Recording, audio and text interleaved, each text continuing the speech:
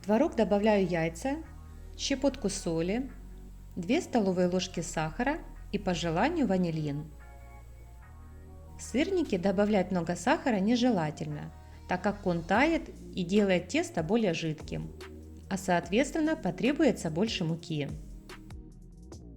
Муку и крахмал ввожу постепенно, чтобы не переборщить и сырники не трескались.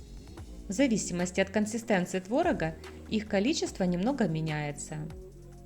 Я добавила 2 столовые ложки с горкой крахмала и 2 столовые ложки с горкой муки. Для чего я добавляю крахмал? Он впитывает лишнюю жидкость, благодаря чему творог не нужно дополнительно отвешивать в марле, а также не забивает сырники так, как мука. У меня домашний жирный творог.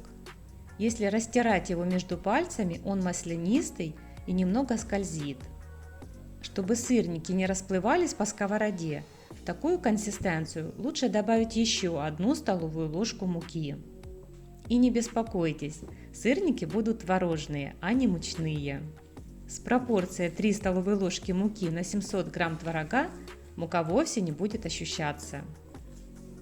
Но учитывайте важный момент.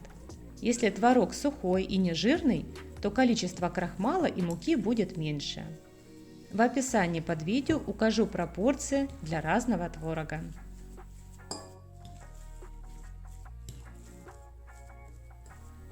В итоге должна получиться вот такая пластичная масса.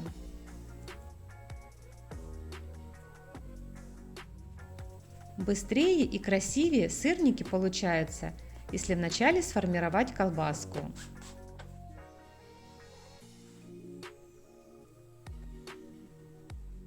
А затем разрезать на кусочки. Нож нужно постоянно обваливать в муке.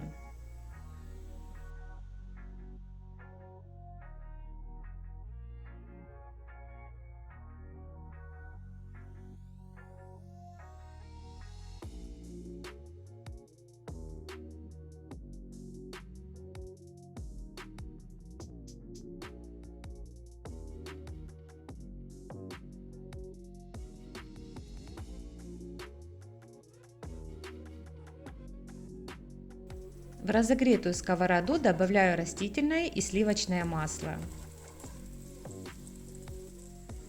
Огонь максимальный.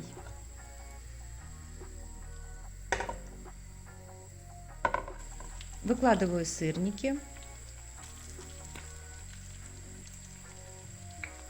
Поджариваю их до румянца около минуты. Переворачиваю.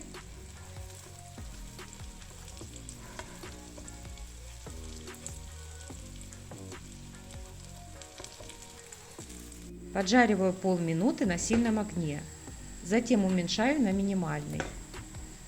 Накрываю крышкой, но так, чтобы она была приоткрыта, и пропариваю еще 3-5 минут.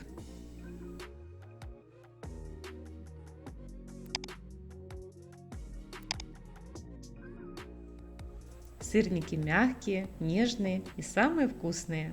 Попробуйте по моему рецепту и поделитесь в комментариях впечатлением. Надеюсь, вам понравится. С вами была Инна. До скорых встреч!